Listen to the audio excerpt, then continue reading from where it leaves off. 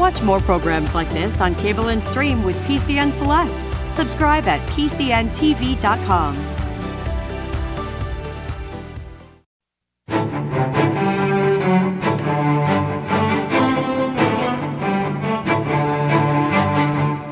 Chris Deluzio is a Democrat running for Congressional District 17. Why are you running for this office? I love that question. For me, it's an easy one. I'm running for Congress here in Western Pennsylvania because I love this country.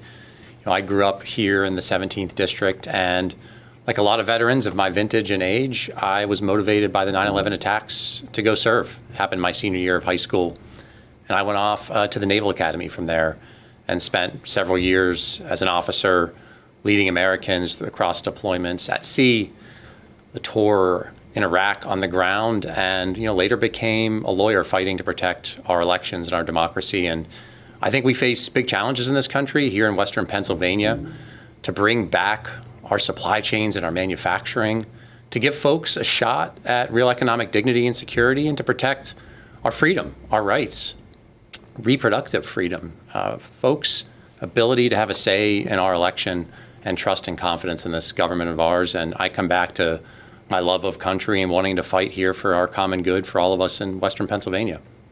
Can you talk a little bit about District 17? Where is it, and what are some of its characteristics? Well, I'll start by reminding folks it's the best congressional district in the country here in Western Pennsylvania. The district is all of Beaver County and a good chunk of Allegheny County surrounding the city of Pittsburgh, east, north, west, and down to the south. And so it's a great district. It's a diverse one. It's got a mix of suburban, urban, rural neighborhoods and communities, and a real mix of parts of our economy and jobs. And frankly, it's a cross-section of America, and it's uniquely Pennsylvanian, I think. Can you talk a little bit more about the economy of the district? What types of industries are there? So we've got a pretty diverse mix of things going on in our regional economy here in the 17th and across Western Pennsylvania.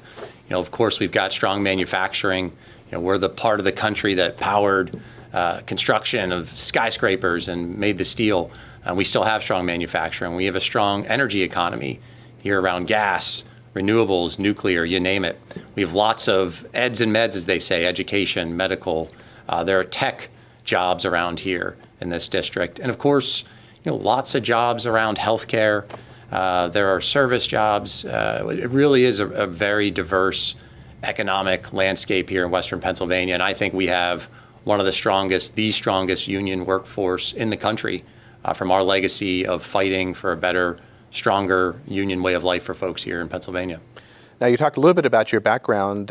Tell us about the Naval Academy. What was that experience like for you? I loved it. It was hard. It was difficult. It shaped me into, I think, the officer I became, preparing to lead Americans at sea in Iraq in my time as an officer. Annapolis is a great place you make great bonds, but you also are focused every day beyond just your academics. You're focused on preparing to lead, and that's really what those 4 years were about. They test you, they put you through the ringer. End of the day, we graduate great officers in the Marine Corps and the Navy, and I'm proud that I'm a graduate of the Naval Academy. It's really shaped who I am, and the values I learned there, I mention a lot. Shipmate, self. You put the mission first, you put others before you, and it's really foundational to who I am, not just as a candidate, but who I hope to be as a member of Congress. Once you were commissioned, what kind of an officer were you? What was your career field? I was a surface officer in the Navy, so I had a variety of jobs on a warship. I served on a destroyer, led sailors in a bunch of different tasks, from firefighting to things in engineering, leading and being in charge on the bridge of the ship. But then I also later did a tour with Army Civil Affairs on the ground in Iraq with mostly soldiers, but a few sailors as well. So I was a surface officer by training, but did work with the Army as a civil affairs officer as well. What do civil affairs officers do? Yeah, so civil affairs officers during my time in Iraq were really focused on a range of tasks, from supporting regular Army to supporting the State Department, Special Forces, those involved in development to navigate sensitive information gathering, intelligence, reconstruction efforts on the ground at that time in Iraq. So really an interesting and dynamic job. I was really impressed by the other Americans I served with, mostly Army personnel, who really were bringing experience they had from a range of their own lives and backgrounds to that civil affairs job, where you had to problem solve in ways you couldn't prepare for, whether it was navigating domestic Iraqi politics, navigating the American bureaucracy of State Department, military, you name it. It was a really interesting and difficult job, and the soldiers I served with really did their best and brought their best to this country to it. What do you learn about leadership by being a naval officer? Well, you lead Americans of every stripe, from every walk of life, from every faith, from every corner of this country. That's the part of my service that has always stuck with me, is that you really are in a total team effort. And I often talk with folks about things we would do passing the time, whether on watch, on the ship, spending time together between patrols or missions in Iraq or preparing for them. And you get to know people, again, from every walk of life in this country. And the things that united us, that we would spend our time talking about, family, friends, food, sports, you name it. And we didn't have time for division. We didn't have time to be talking about whose version of politics or whose version of patriotism was any stronger or better than anyone else. We have a saying in the Navy, we're only as strong as the weakest link in the chain. And that's really central to, I think, how we achieve the things we did in the fleet, and certainly our friends in the Army as well. That you don't have time for disunity, and you don't have time for the divisiveness we hear. And frankly, I think it surprises and shocks a lot of us who I served with to hear folks on the extreme right talk about as though their version of patriotism is something special or different than anyone else. And I think anyone who claims they have a monopoly on the flag or patriotism is lying and doing a disservice to so many who serve, not just in uniform, but serve their communities, their neighbors, this country in all the ways every single day. Now, you became a lawyer. Where did you go to law school, and why did you choose the law? I went to Georgetown. I was stationed in Washington, finishing up my time on active duty, and I was drawn to the law for a bunch of reasons, but fundamentally, I think it's one of the most important tools we have to do justice, to do right by people. Whatever it is you navigate as a lawyer, or whatever it is that you focus on, if you use those skills in a way that serves justice, serves fairness, serves equality, I think it's a powerful tool, it's a powerful skill set, and it's part of writing legislation and working on the bills that shape those laws. So it's a skill set I'm hoping to bring to the Congress. And I say that as someone, not just a lawyer, someone who's worked for a federal judge, who's worked on legislation, who's fought to protect democracy and voting rights as an attorney. Those are skills I think we need today as we see our democracy stressed, as we see things like and the threats around something like the January 6th insurrection not going away, as we see the Congress work in a bipartisan fashion, I think and hope, to reform something as basic as the Electoral Count Act, the law that shapes how we count the Electoral College votes, but that was stressed on January 6th. I think those skills and that background is very, very important and needed in this moment as we're facing real unique challenges to this democracy of ours. Now, as you've been campaigning, what types of concerns are you hearing from voters? Well, it varies across the district and who I'm speaking to, but some themes have emerged pretty consistently. I've been hearing from folks for quite a while that life is too expensive, and this anger and frustration at the corporate price gouging we're seeing in so many different parts of our lives, whether it's at the gas station, the grocery store, you name it. And so folks are fired up and eager to bring our manufacturing back, get those supply chains back here at home, and start making things here in Western Pennsylvania. I've also been hearing very consistently from Democrats, independents, Republicans, real disappointment and anger over the Supreme Court's decision to overturn Roe v. Wade, to attack reproductive freedom and tell women they don't get to make sensitive decisions, serious decisions about their health care, their families, their reproductive choices. And so I've heard and been hearing a lot about that threat and what it means here in Pennsylvania to see abortion rights under attack. And so folks are frustrated and mobilized, I think, to fight for their freedom, to fight for their rights. And I'm hearing about it pretty regularly alongside the core economic concerns where folks, I think, know we've got to be building strong union jobs to make things right here in Western Pennsylvania. How are you going about campaigning? We've past few years with COVID, there's been a lot of virtual activity. Are you out and about, moving around your district? I'm everywhere I can be. We're knocking doors. We're attending all the community events we can. I'm going to union halls and meetings, touring small businesses, factories, you name it. You got to meet voters where they are, and of course they're going to see it on the television and the mail, but there's nothing quite like a handshake and asking folks what's on their mind and giving them a few minutes to share their views, but also hear what I have to say and what I'm hoping to bring to representing us in the Congress. How does your district break down on party lines? Is it mostly one party or the other, or is it an even mix? It's slightly more Democratic than Republican. President Biden narrowly carried the district in 2020. And of course, my friend, and I'm proud to have support from Congressman Connor Lamb, who's been representing this district and still does, will through the end of the year here. And so, it's a place where Democrats have won elections and where I'm hoping to fill the big shoes left by Congressman Lamb, who's, I think, been representing us well in Washington. Now, on your website, you say that democracy is in peril. What do you mean by that? Well, look, I think we saw on January 6th the worst that we've seen in terms of threats to this government of ours, the Constitution I swore an oath to protect and defend. I never imagined when I looked back on what drove me to serve, the 9/11 attacks, that we would live through attacks here at home brought by Americans against our own government. But we have. And I think a stark reminder of what happened is this fact. Among the many things that happened that day, there was a vote. And there were votes in the Congress, and many members of Congress voted to throw out the presidential election votes of people here in Pennsylvania.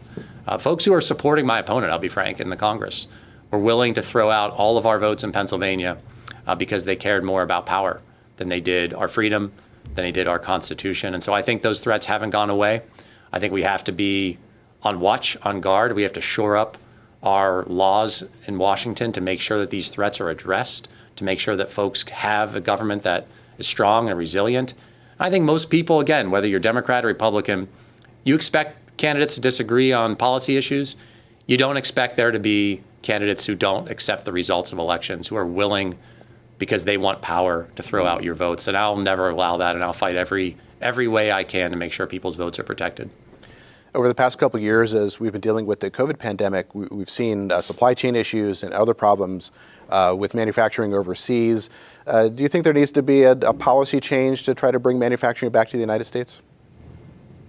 I absolutely think we need policy change, and changes, plural, around manufacturing. For decades, there have been choices, not ones that I agree with, that shipped our jobs all over the planet, that said, big corporations chasing profits, it's more important for you to find the cheapest labor than it is for you to give much of a concern to workers around here.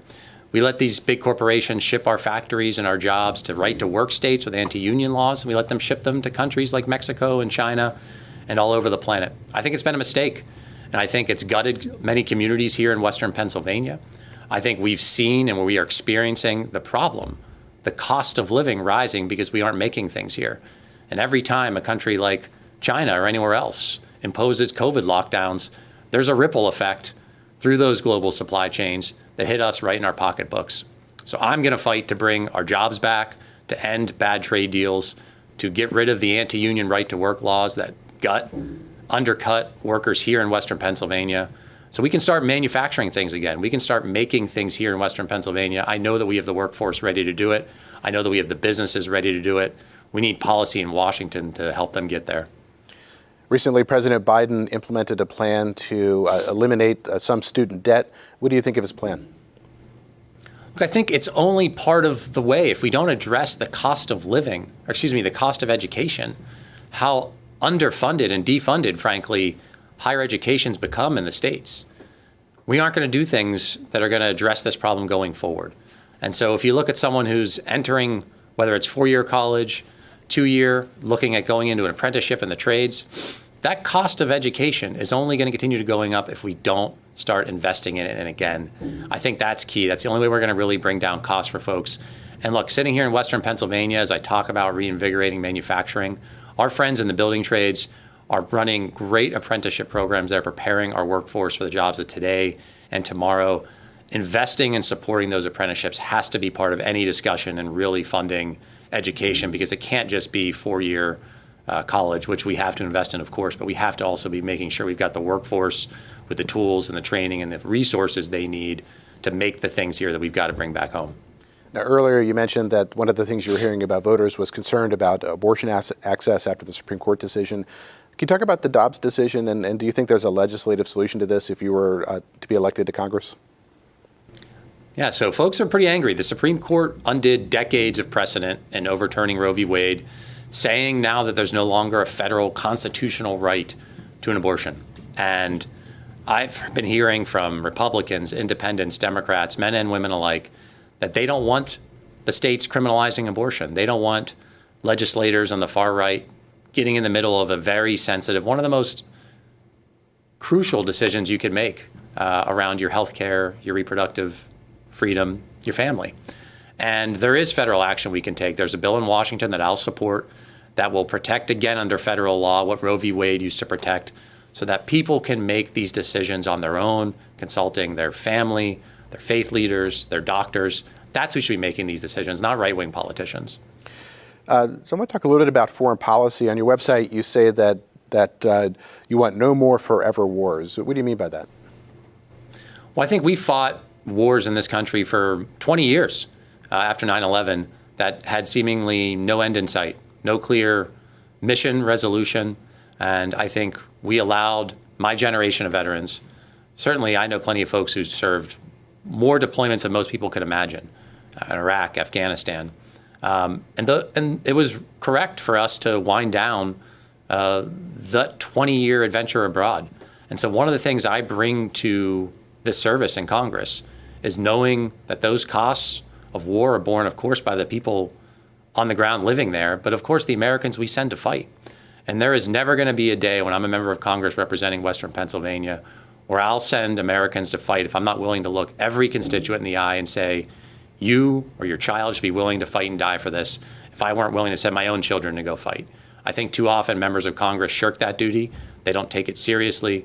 It's a major part of this job. It's a part of the job that I'm ready to do and that I take as one of the most sacred obligations I'd have as a member of Congress. How would you assess China as a national security threat?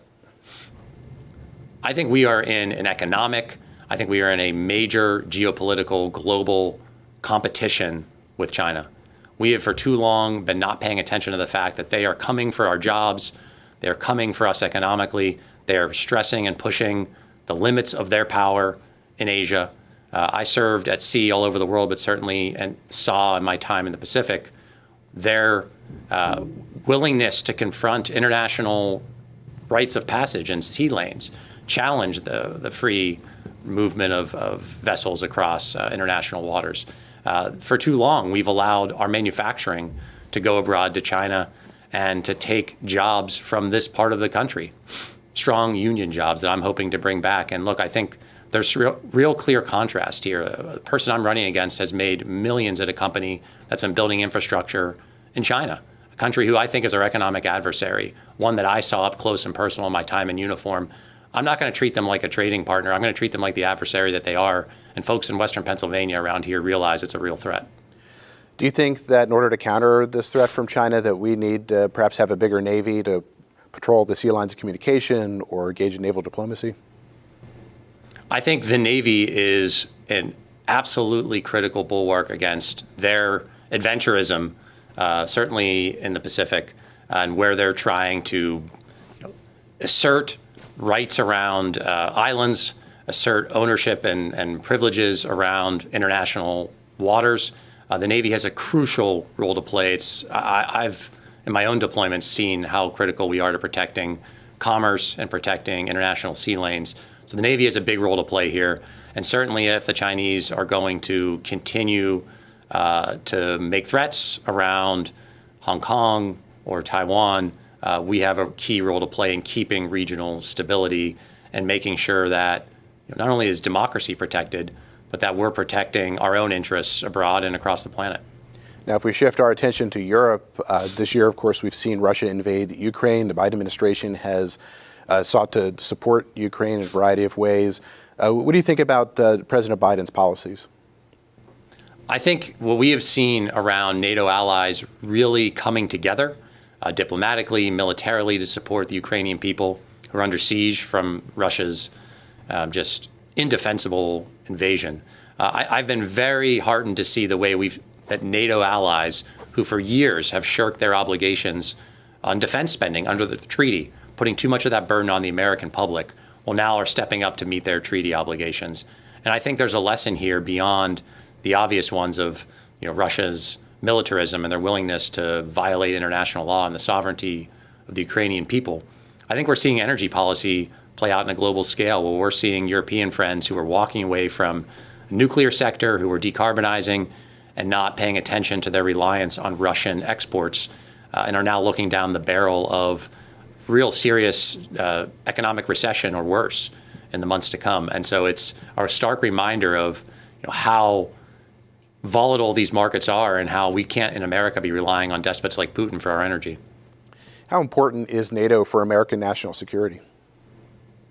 I think it's critical given what we're seeing in Russia and in Europe today, where we have allies who are strong economic partners, sitting right on the border of where there's fighting happening.